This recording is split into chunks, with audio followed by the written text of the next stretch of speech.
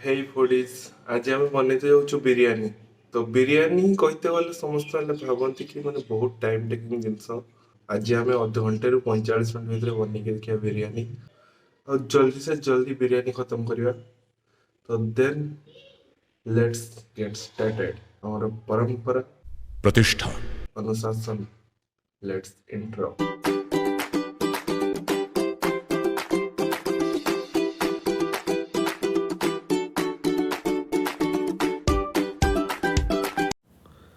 ପିଆଜ ବିଲାତି ଆଉ ଯେ ଅଦା ଗ୍ରାଇଣ୍ଡ କରିବ ସଭିଙ୍କୁ ବାରିକି ସଦା।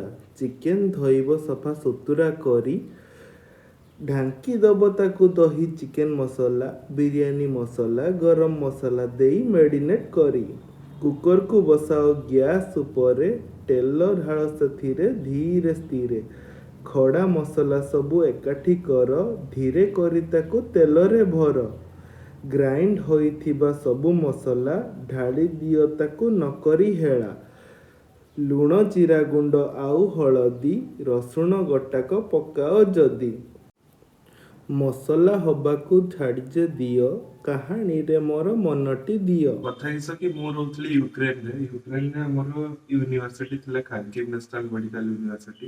କ୍ଲାसेस ଆମର ସକାଳ 9ଟାରୁ ଲାଗେ ସନ୍ଧ୍ୟା 5ଟା ପର୍ଯ୍ୟନ୍ତ। କି ଆସିଲା ପରେ ଆଉ କାହାରି ଖାଇବା ବନେଇବା ପାଇଁ ମନ ନଥାଏ। କାହାରି ବି ଖାଇବା ବନେଇବା ପାଇଁ ମନ ନଥିବ। ଯିଏ ଯାହାର ଗଲେ ଟିକେ ଶୋଇ ପଡିଲେ, ଉଠିଲେ ପୁଣି ପାଠ ପଢିଲେ ବସି ରାତି 11ଟା ବେଳେ ମୁଁ ଆଉ ମୋ 3 ଜଣ ସାଙ୍ଗ ଯେଉଁମାନେ ରହୁଛନ୍ତି ମୋ ସାଙ୍ଗରେ ଫ୍ଲାଟରେ, ତାଙ୍କ ଆଇଡିଆ ଆସିବ କି ଭାଇ ବହୁତ ଆଇ ଥକି ଯାଇଛି, ଆଜି ଗୋଟେ କିଛି ଭଲ ବନେଇକି ଖାଇବା। ରାତି 11ଟା 12ଟା ବେଳେ 3 ଜଣ ଛୁଆଙ୍କୁ ଆଇଡିଆ ଆସିଛି କି ବହୁତ କିଛି ଭଲ ବନେଇକି ଖାଇବା। ତ ଭଲ ବନେଇବା ମାନେ ଚିକେନ ଛଡା ଆଉ କିଛି ଆମକୁ ମାଇଣ୍ଡରେ ପସନ୍ଦ ସେ ସମୟରେ। ଭୋକ ମାରରେ ଆମେ କଣ କଲୁ ନା ଚିକେନ ବନେଇବା ପାଇଁ ରେଡି ହେଲୁ। ଆମେ କଣ କରୁ ସର୍ଟେଷ୍ଟ ଟାଇମରେ ବିରିୟାନୀ ବନେଇକି ଖାଇବା ପାଇଁ ଷ୍ଟାର୍ଟ କଲୁ। ସର୍ଟେଷ୍ଟ କେମିତି ବନାଯିବ ବିରିୟାନୀ ସର୍ଟେଷ୍ଟ କରିବା ଲାଗି 3 ଜଣ କହିଥିବୁ 3ଟା କାମ ବାଣ୍ଟି ଦିଆଗଲା।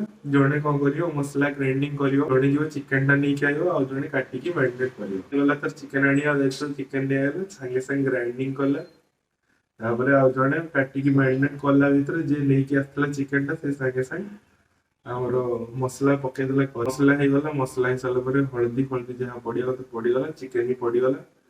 ଚିକେନ ପଡି ସାରିଲା ପରେ ଆମେ ଡାଇରେକ୍ଟ ସେଇ ଯୋଉ ତରକାରୀଟା ହେଇଥାଏ ତାକୁ ଟିକେ ଗ୍ରେଭିୟସ୍ ଟିକେ ବନେଇ ସାରିଲା ପରେ ଆମେ ସେଠି ପାଣି ମାରିଦଉ। ଯେତିକି ଆମେ ଚାଉଳ ନଉ ତା ଡବଲ ପାଣି ନେଇଯାଉ।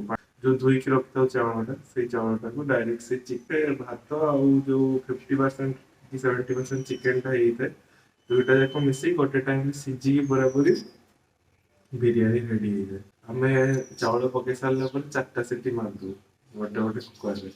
4ଟା ସିଟି ମାରିଲା ବେଳକୁ ମାନେ ଏଟା ପ୍ରପରଲି ସିଝି ଯାଇଛି, ମାଂସ ବି ଭାତ ବି ଉପରେ ଶୁଖିଲା ଡାଇରେକ୍ଟ କାଢିକି ଆମେ ଖାଉ। ଚାଉଳକୁ ଟିକେ ଦିଅ ବତୁରି କଷା ମସଲାରେ ଦିଅ ସବୁ ମସଲା ଭରି।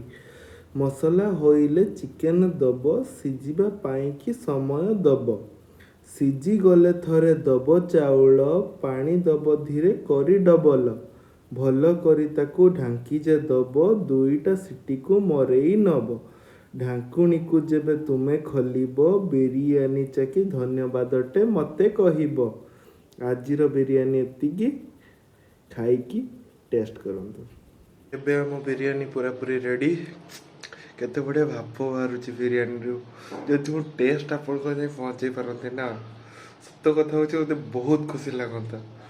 ପୁରା ଚିକେନ ସିଝିକି ପୁରାପୁରି ରେଡି ହେଇଯାଇଛି, ଚାଉଳ ବି ପୁରା ପରଫେକ୍ଟଲି ସିଝି ଯାଇଛି।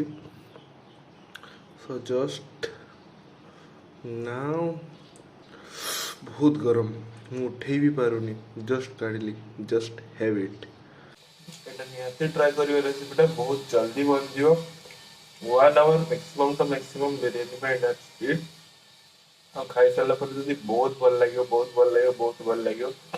ତ ଚ୍ୟାନେଲଟାକୁ ସବସ୍କ୍ରାଇବ କରିଦିଅ ଫର୍ ନେକ୍ସଟ ରେସିପି।